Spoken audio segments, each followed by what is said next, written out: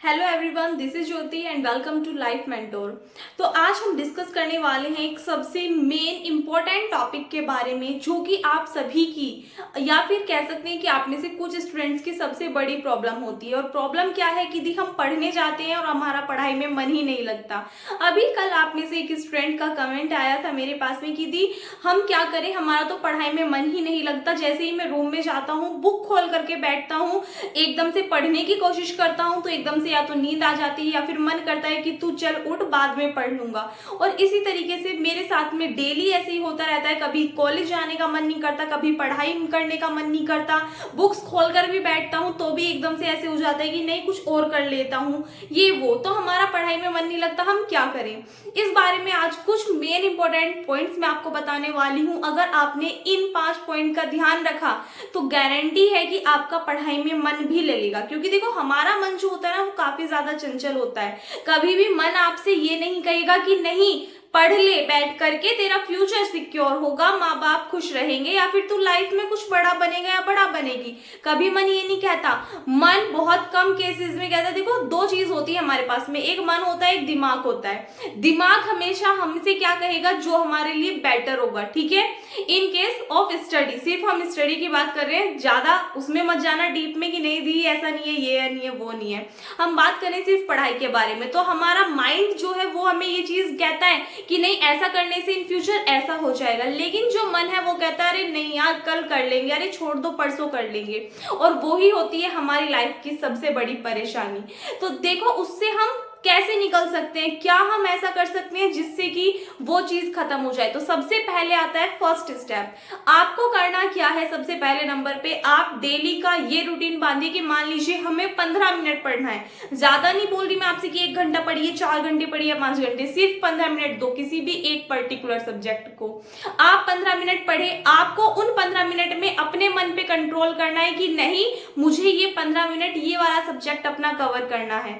Daily ऐसे ही करोगे आप, अप्रोक्सीमेट 5 डेज आप कर लीजिए। क्योंकि हमारा माइंडसेट होता है वो इस तरीके से होता है कि अगर हमने कोई भी काम 3 दिन कर लिया तो चौथे दिन आपको उसकी आदत लग जाएगी।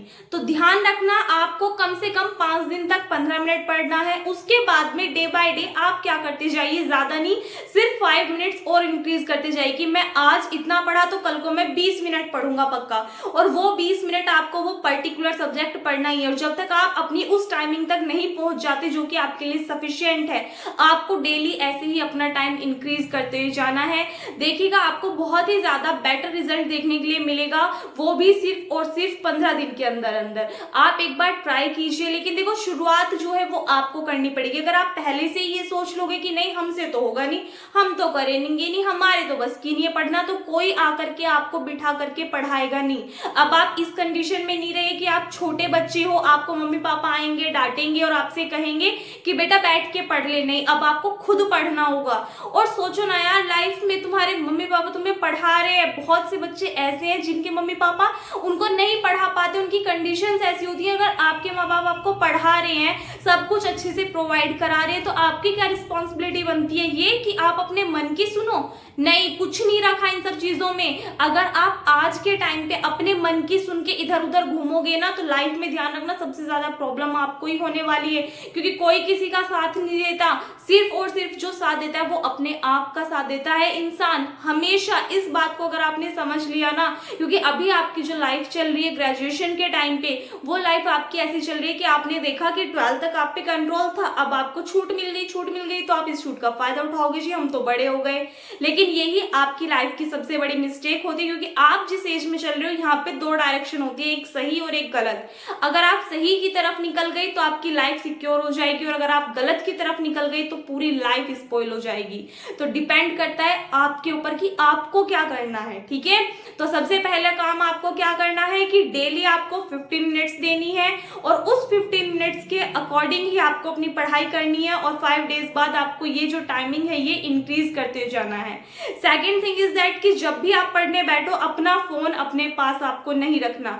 अगर आप फोन से पढ़ रहे हो कि दी हम तो पढ़ते ही फोन से हैं, उस कंडीशन में बात अलग है कि आप फोन से पढ़ रहे हो, किसी भी नोटिफिकेशन वगैरह पे आप ध्यान ना दो। अपने मन को इतना कंट्रोल करके रखना है कि नहीं हम नहीं देखेंगे। ठीक है, और अगर फोन से नहीं पढ़ रहे तो कोशिश करो कि फोन दूसरे रूम में हो, ताकि आपको उससे कोई भी मतलब डिस्टर्ब ना हो। तीसरी बात क्या है? तीसरी बात ये है बच्चा कि आपको एक चीज का ध्यान रखना है कि जब भी आप पढ़ रहे हो आपको ऐसा नहीं करना है एक पर्टिकुलर सब्जेक्ट आप लेकर के बैठ गए और उसे ही आपने 2-3 घंटे पढ़ लिया। नहीं, कभी भी आपको ऐसा नहीं करना है। हमेशा आपको एक पर्टिकुलर सब्जेक्ट एक पर्टिकुलर टाइमिंग के लिए ही सेट करना है। सपोज दैट आपने हाफ आवर या फिर 1 आवर के लिए एक सब्जेक्ट पढ़ लिया, उसके बाद में आप सब्जेक्ट चेंज कीजिए। इससे क्या होता है, आपका इंटरेस्ट बना रहता है। अगर आप एक ही सब्जेक्ट लेकर के बैठे रहे तो आपका इंटरेस्ट जो है वो कम होने लगता है। तो आपको कोशिश क्या करनी है कि आप एक पर्टिकुलर टाइम में एक पर्टिकुलर सब्जेक्ट को अपना अटेंड कीजिए।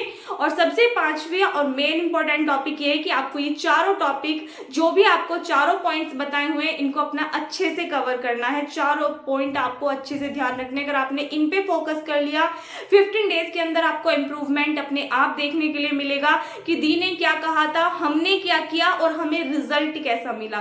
तो एक बार ट्राई करके देखना। आई होप आपका थोड़ा इंप्रूवमेंट हो और आपका पढ़ाई में भी मन लगेगा। बाकी एक बार पढ़ने से पहले बैठोगे तो बैठते टाइम आप ये माइंड में जरूर सोच लेना कि हमारे माँ बाप जो हैं वो हमें किस तरीके से पढ़ा रहे हैं, उन्होंने क्या क्या मेहनत की है, उनको हमें लेकर के क्या थिंकिंग है, वो क्या सोचते हैं कि हमारा बच्चे क्या है क्या नहीं है। ठीक है, तो आपको और थोड़ा सा मोटिवेशन मिल जाएगा। आई होप आपको ये सभी बातें थोड़ा सा हेल्प करेंगी। बाकी इस वीडियो में बस इतना ही, मिलते हैं नेक्स्ट वीडियो में। Thanks for watching.